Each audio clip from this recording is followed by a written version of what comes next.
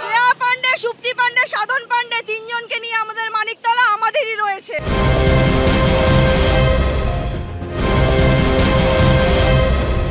লোকসভা ভোটের বিধানসভা ভিত্তিক ফল অনুযায়ী মানিকতলায় বিজেপির থেকে মাত্র ৩৫০০ ভোটে এগিয়েছিল তৃণমূল। আর শনিবার বিধানসভার উপনির্বাচনে প্রায় ২০ গুণ বেশি লিড বাড়ল তৃণমূলের। রেকর্ড ৬০,০০০-এর বেশি ভোটে জিতলেন তৃণমূলের সুপ্তি পান্ডে। আমি নিজে খুব উৎসবে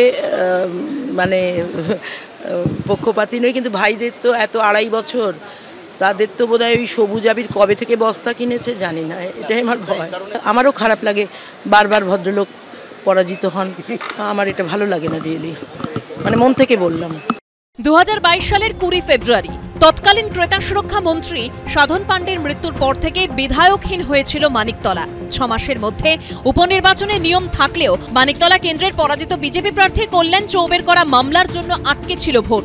সূত্রের খবর, সাধন পান্ডের জায়গায় কাকে প্রার্থী করা হবে, সাধন পান্ডের স্ত্রী সুপ্তি পান্ডে নাকি মেয়ে শ্রেয়া পান্ডেকে, তা নিয়ে তৃণমূলের মধ্যেই একটা টানাপোড়েন ছিল। কিন্তু শেষ পর্যন্ত নিজের কলেজের বন্ধু সুপ্তি পান্ডের ওপরই ভরসা রাখেন মমতা বন্দ্যোপাধ্যায়। লোকসভা নির্বাচনে সুদীপ বন্দ্যোপাধ্যায়কে প্রার্থী করায় বিজেপিতে যোগ দিয়ে কলকাতা উত্তরের প্রার্থী হন তাপস রায়। লোকসভা ভোটের আগে সুদীপ বন্দ্যোপাধ্যায়কে প্রার্থী করা নিয়ে আপত্তি করেছিলেন কুণাল ঘোষও, কিন্তু সেই কুণাল ঘোষের উপরই মানিকতলা উপনির্বাচনের দায়িত্ব দেন মমতা বন্দ্যোপাধ্যায়। এই প্রেক্ষাপটে এবার উপনির্বাচনে সাধন পান্ডের থেকেও বেশি ভোটে জিতলেন স্ত্রী সুপ্তি পান্ডে। আমার ভগবান সুযোগ করে দিয়েছেন, মমতা বন্দ্যোপাধ্যায় সুযোগ করে দিয়েছেন, ১০মবারের জন্য আমার ফ্যামিলিকে একটা অপরচুনিটি। যেভাবে ভোটিং হয়েছে মানিকতলাতে, আমার উপর প্রার্থীর উপর হামলা ছাড়া, প্রার্থীকে আক্রমণ করা ছাড়া সাধারণ মানুষকে কোনো হামলা করা হয়নি। সাধারণ মানুষের বাড়ির সামনে বসে বুঝিয়ে দেওয়া হয়েছে যে আপনি বেরোবেন না। সাধারণ মানুষ বেরোয়নি। যখন সাধারণ মানুষ বেরোয়নি, সাধারণ মানুষের ভোট এরাই দিয়ে সাধারণ মানুষের উপকার করেছেন। উপনির্বাচনের আগে মানিকতলা কেন্দ্রের স্ট্র্যাটেজি নিয়ে আলোচনার জন্য নবান্নে বৈঠক করেছিলেন মমতা বন্দ্যোপাধ্যায়। কমিটিও তৈরি করে দিয়েছিলেন।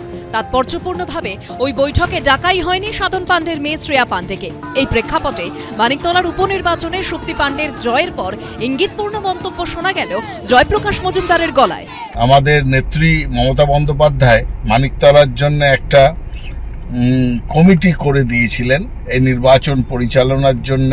এর পরবর্তী নির্দেশ পার্টির থেকে দেওয়া না পর্যন্ত এই যে কমিটি করেছিলেন দিদি, তারা সহায়তা করবেন এবং তত্ত্বাবধান করবেন নতুন বিধায়িকার কাজকর্মকে দেখে দেওয়ার জন্য। জয়ের পর কাউন্টিং সেন্টার থেকে বেরোনোর সময় মুখোমুখি হয় সুপ্তি পান্ডে এবং কল্যাণ চৌবের গাড়ি। উজ্জ্বল মুখোপাধ্যায় ও ময়ূখ ঠাকুর চক্রবর্তীর রিপোর্ট, এবিপি আনন্দ।